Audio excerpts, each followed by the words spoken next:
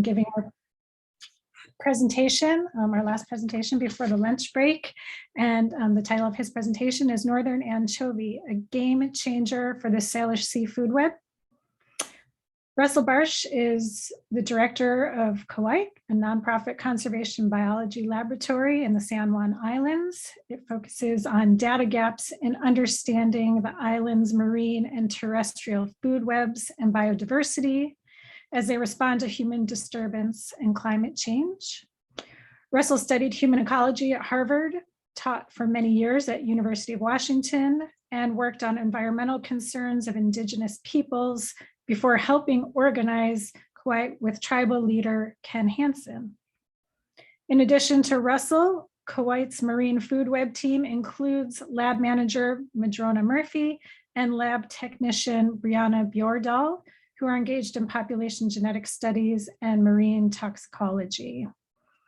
And with that, I will turn it over to Russell. Great. I hope that I've got my screen shared now. Looks great. All right, then we'll dive right in. This is a first attempt to present some preliminary findings of our lab on the impact of northern anchovies on the Salish Sea ecosystem. And as I'll explain in a little more detail as we go in, northern anchovies are actually a very old native species here that's reappearing and thriving and may change the way our ecosystem works because they are down at the bottom of the food chain and potentially tremendously abundant. But first, let me give you a little bit of background about our lab. We've been working for about 15 years studying changes in the diet of juvenile Chinook salmon as they migrate through the San Juan Islands on their way to the sea every summer. We do this using a big beach seine. This is a modified beach seine. It's quite a lot bigger than the ones that some of you may have seen or used, 120 feet and about 3 fathoms deep. This is a picture of us fishing at Watmau Bay on Lopez Island, which is the main juvenile Chinook nursery for endangered Puget Sound origin salmon here in the San Juan Islands.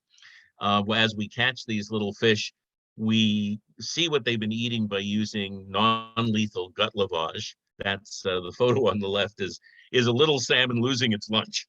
And we just use a cannula with some filtered seawater. The pressure causes the fish to reflux its gut contents.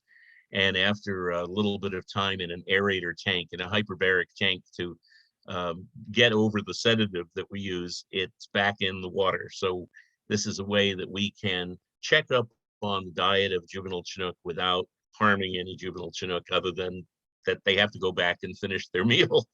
Anyway, we have 2 research stations here in the San Juan Islands, one up at Cowlitz Bay on Waldron, which is primarily visited by juvenile Chinook exiting the Fraser River watershed. So it gives us a chance to see what's happening up in BC.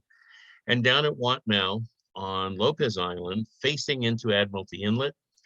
And that's where we mostly see Puget Sound origin Chinook salmon coming through every summer from about the beginning of May until September or October, they dwindle off. So we have about a 3-month opportunity each year to watch them forage and grow in the San Juan Islands. The most important thing to recognize about this is that we have been monitoring both the Puget Sound origin and the BC origin or Fraser origin fish now for about 15 years. And this is giving us a chance also to get some grasp on how these 2 populations differ from each other and how well the management of Chinook by the United States and Canada differ from each other. This is a synthesis of 13 years of gut contents data going back to 2009 for juvenile Chinook and specifically unmarked juvenile Chinook, which is to say fish that have not been adipose fin clipped. So there's a fairly good chance, at least with the Puget Sound stocks, that they are wild or natural production fish rather than hatchery fish. And you can see a pretty strong pattern here that two forage fishes, Pacific sand lance and Pacific herring, make up most of what we have seen juvenile Chinook eating here in the islands. Closer to their streams of origin, in the estuarine zone, for example, they're more likely to be eating terrestrials and crustaceans. But as they move into the Salmon Islands, which is kind of a neritic or shallow sea lunch stop on their way to the sea, over a period of up to 2 or 3 months that they stay here, they're primarily feasting on two species of forage fish. And the sand lance and herring that they eat here, ranging from larval to young of the year small fish, make up nearly 80%, nearly 4/5 of the biomass they consume while they're here. Note that there's a little tiny column in there. The third column is fish other. That's all other species of fish that we find in the stomachs of juvenile Chinook out here in the islands. It includes other forage fishes, larval greenlings, larval flatfish, all sorts of things, but that's generally not on the menu. That's not something that's a major part of their diet.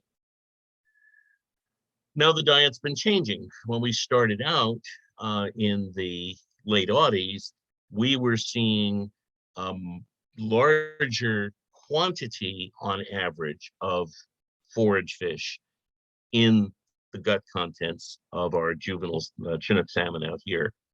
If you compare the early teens to the late teens into 2021, our last field season, you can see that there's actually been quite a dramatic decrease in the average consumption of sand lance and herring, which is the same as forage fishes as a whole in the juvenile Chinook that we're seeing here. And that's a matter of some concern, because if 80% of what you're eating is forage fishes and you're eating less and less of them, it's a serious concern about survival, growth rates, and long-term prospects for maturation and return of these Puget Sound origin juvenile Chinook.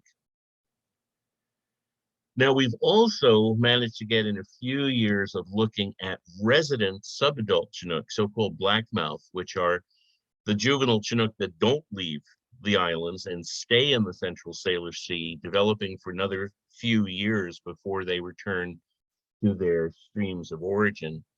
Blackmouth, we believe, are really the key to understanding the behavior of southern resident killer whales.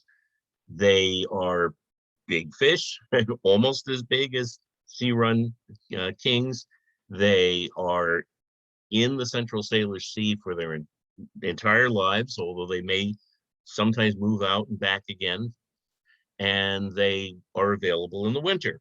So at the time that southern resident killer whales were year-round in the Salish Sea, rather than only spending a little bit of the summer here, they would have been feasting on blackmouth, and blackmouth have gotten into serious trouble to the point that we had to stop our research in 2020 because the state and federal agencies that issue our permits were no longer willing to allow for any take, even for research. So this is a very sharply declining population, but one in the 3 years that we were able to study them, 3 winters, you can see we're eating herring and sand lance primarily, mostly herring, which has to do with the fact that herring can grow to a much larger size than sand lance, and a smattering of other fishes and crustaceans. But this is an indication of why blackmouth are in trouble. They've really, like southern resident killer whales, are focused on a single prey item. And that prey item has been in trouble for a number of years and continues to decline. So let's talk anchovies. This is a belly full of anchovies from a blackmouth, and in the kind of condition that we're used to seeing them when we do our research. If you look at the little heads that are left there, you can see the typical anchovy smile. It looks like a little shark face. Anchovies have started to show up in the diet of our little juvenile Chinook, and we were seeing them in the diet of the subadult blackmouth in 2019 and 2020. So at least to some extent, we know that juvenile and resident adult Chinook will eat them. We don't know how much, and we don't know what will happen as anchovies increase in abundance, whether they will just be an hors d'oeuvre or they will potentially move into the position of being an important prey item. We do know that if we go back a few thousand years and use archaeology as a guide, that anchovies used to be as abundant as herring and were used as much as herring by indigenous peoples.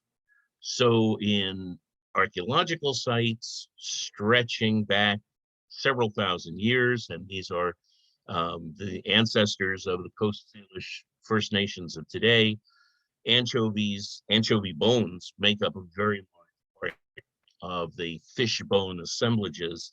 And based on that, anchovies were a major target for people until a few thousand years ago when the climate began to change here. It cooled down.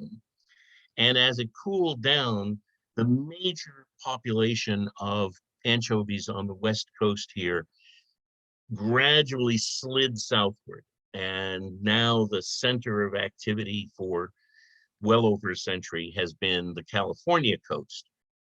Anchovies have been only seasonal summer visitors to the Washington and BC coasts for many years, and only intermittent visitors to the Salish Sea, to the interior waters. But, but now the story is changing. Not that many years ago, 7 years ago, we had a wake-up call from our regional climate with the blob, with this huge mass of warm water that formed a distinct hotspot in the Northeast Pacific Ocean off of our shores and produced conditions on the BC and Washington coast similar to conditions down on the California coast. And anchovies began not only to stay longer, but began to spawn in the Salish Sea. We had, in fact, a very conspicuous spawn of anchovies in South Puget Sound last summer. So we've moved from having them retreat to being occasional visitors, occasional seasonal visitors, to returning to actually reproduce in the Salish Sea with what we now believe will be increasing numbers. So what does that mean? Again, is this going to be an additional prey resource for Chinook that will expand the Chinook diet, increase the amount of fish protein that Chinook salmon can eat as juveniles or as residents, which would all be very good for the survival of this very endangered salmon? Or will an increase in anchovies result in competition with a kind of zero-sum or very small-sum game, with anchovies competing with sand lance and herring for a limited amount of zooplankton prey? That question of whether anchovies are a blessing from the point of view of Chinook and southern resident killer whales, or maybe just going to add one more forage fish that will have to share the prey base with our existing herring and sand lance, that's the focus of the work that we're doing now. And I'll show you some preliminary results that suggest I should say, a relatively cheerful answer to these questions for now. So what do? What we do is we look in the gut contents of forage fish. They're too small to do non-lethal gut lavage. So when we're studying forage fish, we're sacrificing the fish, dissecting out the stomachs. That's in the petri dish there. That's a sand lance with a dissected stomach. And the other inset is that was a stomach full of krill. And so those are little larval krill that were out of a stomach dissected out of a fish. Tedious, but really fascinating, and giving us a lot of data on what forage fishes are actually eating. What we set up are these comparisons where we look at two or more species of forage fishes that were feeding in the same place at the same time with the same opportunity. And by collecting zooplankton, we're able to see what the opportunity was, what was there for them to eat, and then what they did with it. So this chart is a single day, June 4th, 2020, when we had sand lance and herring both feeding in Watmau Bay at our Watmau Bay study station. And on the left, you have a column that's mostly blue. That's the prey field. That's the zooplankton.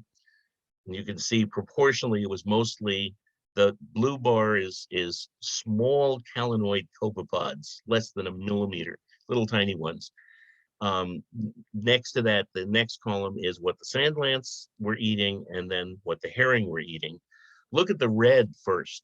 That's really stunning. A small proportion of what was out there in the zooplankton were large copepods. These are big ones, 2, 3, 4, 5 millimeters. They're quite visible. As a picture, the lower picture on the left there, the inset picture, is one of these large copepods of the genus Neocalanus. These are seasonally available. They are, as it appears here in the prey field column, relatively scarce all year, but a little bit less scarce in the fall and into the late spring. And the sand lance targeted them. So you see the sand lance mostly ate those calanoids, those big calanoid copepods, the red bars. The herring that were in there with them mostly ate hyperiid amphipods. That's the other inset picture. A different crustacean that was also there in relatively small proportions.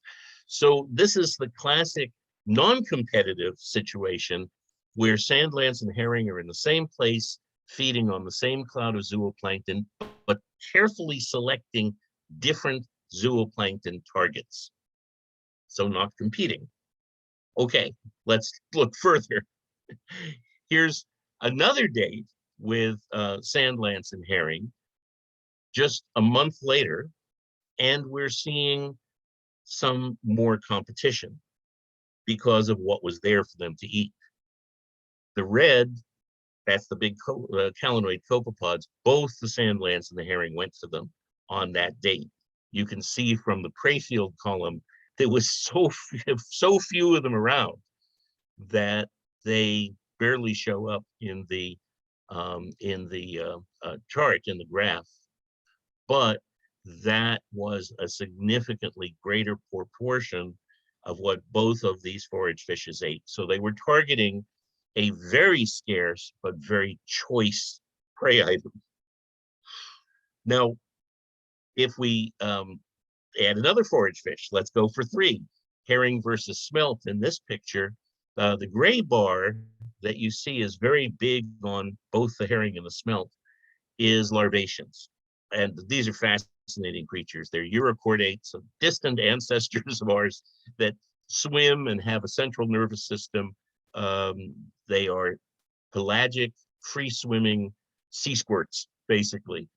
They can be enormously abundant. They are jelly-like, but full of protein. They are a much more important prey item than has been recognized in the past.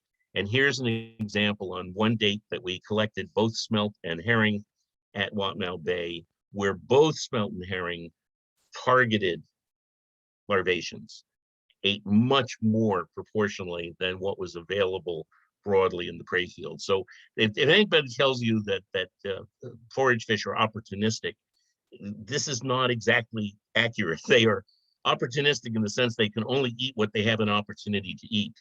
But of what's available, they will target.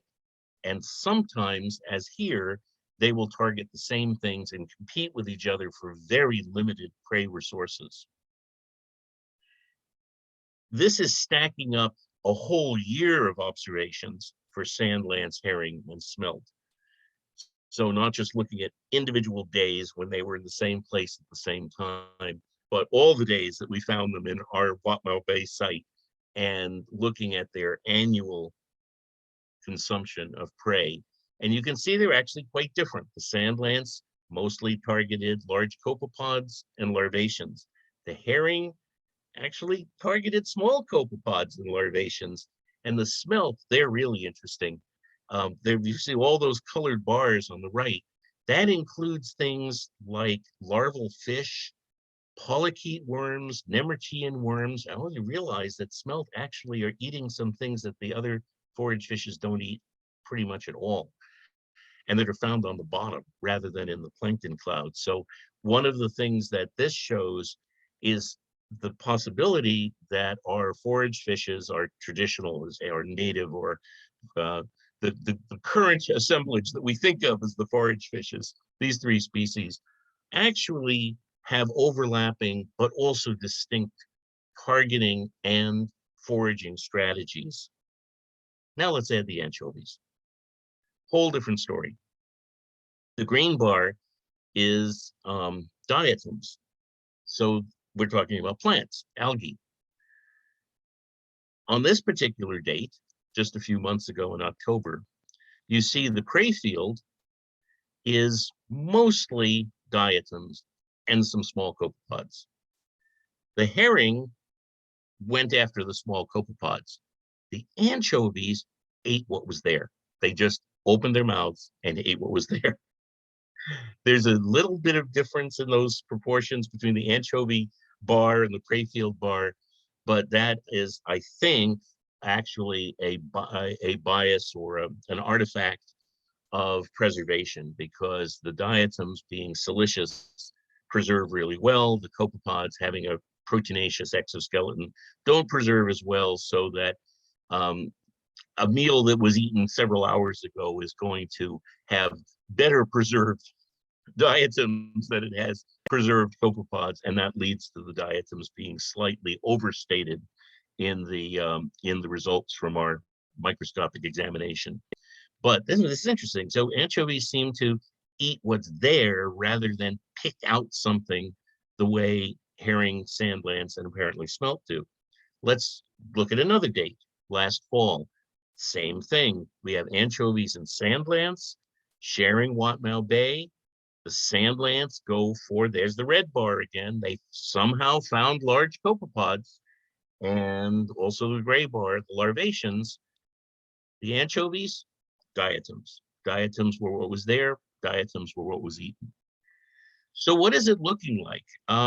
What we think is going on is that we can take our forage fishes, our three traditional Salish Sea forage fishes, smelt, sand lance, and herring, and our anchovies, our reborn native Salish Sea forage fish, and divide them by strategies. The herring and the sand lance tend to peck the nooston, what's floating on the surface, picking out very carefully what they want to eat and having distinct preferences, distinct rank order preferences. So they are highly selective, overlapping but not completely in what they like. The smelt are spending more time on the bottom in the benthos. They are also being fairly selective, but they're including benthic as well as nooston or surface prey.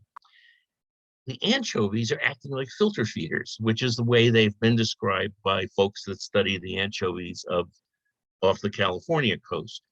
And in this case, yes, the evidence is that they simply cruise along and eat what's there. And one thing that has really struck us is, unlike any of the other forage fishes that we've studied, anchovy gut contents contain inedible, non-edible stuff that's floating in the nooston, but that other forage fishes don't eat because they are pecking out what they like to eat. Whereas anchovies taking it all in, wood chips, bits of plastic, all sorts of things that are clearly inedible. So people ask us about, oh, what about all the plastics the forage fish eat? No, no, no. The herring, sand lance, smelts, we don't find plastics in their stomachs. Anchovies we do because of the way they feed. So what does this all mean? First, just to summarize, what we're learning so far is that co-occurring forage fishes that we collect and study here in the Salmon Islands appear to target different planktonic prey and they're getting different prey partly by foraging in different ways, not just looking for different things, but looking in different places and pecking rather than just opening their mouths and gulping. Some of this is overlapping, and it may be one of the reasons that sand lance and herring are stuck at relatively low levels and also seesaw from year to year, because they tend to look for some of the same things. But anchovies are totally different in the way they feed. They just eat what's there. A lot of it is plant material, so it's further down the food chain, and most of it doesn't really overlap that much with what other forage fishes are eating. So finally, what are the implications if this holds up? And this is how anchovies are fitting into the Salish Sea ecosystem as they return thousands of years later. Anchovies may have a different cycle of abundance. They're responding to the availability of different prey items than sand lance or herring. They may be more resilient to climate change because they're eating further down on the food web. And they're able to eat what's there rather than, if I may say so, like salmon and killer whales, southern resident killer whales. They're not that stuck on one or two prey items. And so they are less vulnerable to running out of the prey that they seek. They are going to use more of whatever is there at any trophic level rather than targeting on one or two things that may not be there. Finally, there is an interesting finding those plastics in the anchovies. This makes you realize that they may have different responses to contaminants in the Salish Sea than sand lance and herring. Sand lance and herring are stuck with very specific prey, and it's the prey that are transferring contaminants to the fish that eat it. Anchovy, different prey, but also a lot of trash. And it makes us think about how the choice by a salmon to eat a sand lance or a herring or an anchovy may affect how much toxic loading that salmon has. Russell, So that's where we're at. And with appreciation to those that work with us and pay for it all, I will be delighted to have some suggestions, questions, and thoughts about this.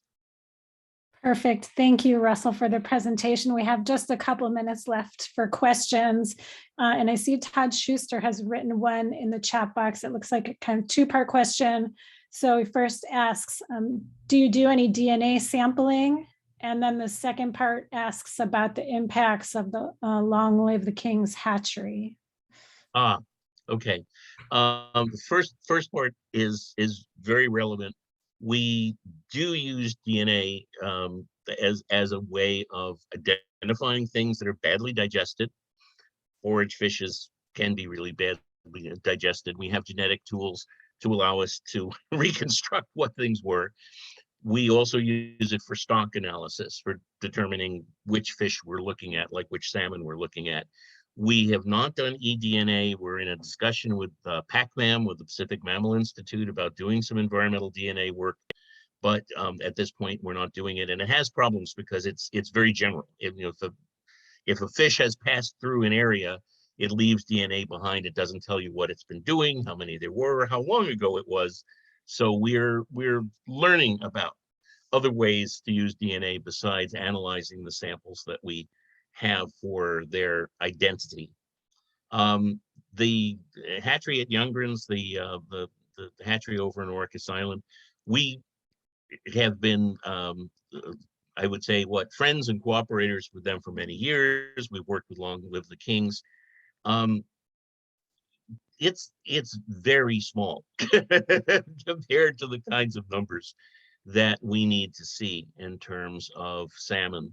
So I would, without going into any great detail, say that it's delightful to have a hatchery here in the islands, but we don't see the kinds of numbers coming from that are going to make very much of a difference. And we have very, very rarely found any of those fish in our nets. or in our salmon. Russell, thank you. So it's 12:15 and it is time for lunch. I want to respect that and give everybody a chance to have a lunch break. We do have one more question. So Sure. maybe those who need to go for lunch, you're free to go. If you'd like to stay on and hear one more question, that would be great. And just a reminder, we'll meet back here at 12:45 for our keynote speaker, Rena Priest. So the last question is from, I just lost it. Devin Flood, any indications of where the anchovies might be spawning? Are you using Marine Survival Project data to look at egg larva densities? We collect our own eggs up here, so we're monitoring egg densities here in the Salmon Islands, and which we started 5 years ago. We're not seeing anchovy eggs up here yet. We see sandlance and herring eggs all the time, particularly at this time of year. We are also, though, in touch with the folks at WDFW who do egg surveys for herring and are doing anchovy egg surveys in the South Sound. So between us and our colleagues at DFW, we have a pretty good idea of where egg dispersal is happening and from where, including anchovies. And so far, the anchovies seem to be spawning in the warmest available waters, which is down Sound, down as far south as they could get in Puget Sound proper. I think that this is very interesting. What we saw last year when we were able to do some good dispersal studies is spawning was down near Olympia, but the little larval anchovies worked their way north just the way salmon do and arrived here in the islands just on the tail end of the juvenile salmon from, for example, from the Nisqually Delta.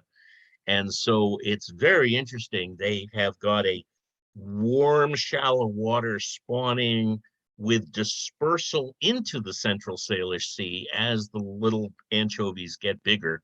And we're seeing them at about 5-6 months. So that is, we're checking on that. We're coordinating with DFW, and that's something, that's a story that, yeah, we'll see in future years. I'm waiting to start seeing actual anchovy eggs and larvae here around the islands, but I think the waters here are going to have to warm a little bit more before they're spawning more widely in the Salish Sea, as opposed to just anchovies spreading out and feeding and migrating more widely. Thank you, Russell. We really appreciate your talk. And thanks to everyone for your questions and attending this morning. Just again, a reminder, we'll meet back here at 12:45 for our afternoon keynote speaker. Have a nice lunch.